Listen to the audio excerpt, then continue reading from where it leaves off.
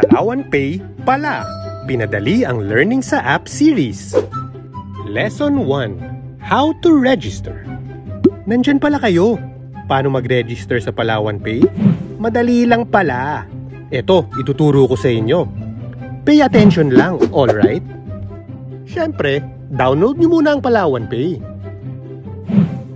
Tapos, allow Palawan Pay to use or access your contacts, storage, device location, and camera to take pictures and record videos.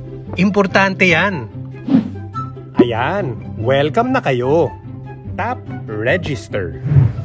Tapos, tap Agree to Terms and Conditions and Privacy Policy. Ilagay ang phone number. Siyempre, ito ang magiging unique ID nyo sa account na gagawin nyo. Isang number, isang account. Mag-enter ng password. Ulitin ang pag-type para kumpirmado. Abang-abang sa text, may verification code kayo makukuha. Gets nyo na? I-enter ang verification code para tuloy ang pag-register.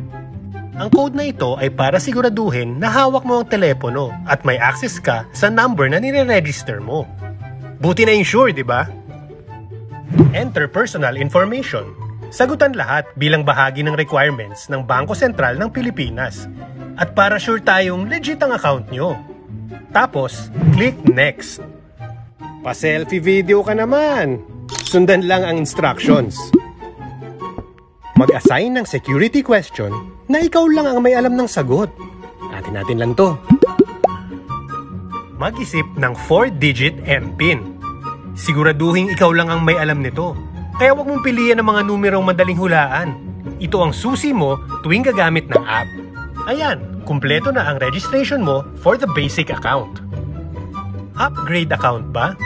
Pwede ngayon na, pwede rin namang later na. Kung ako sa'yo, now na.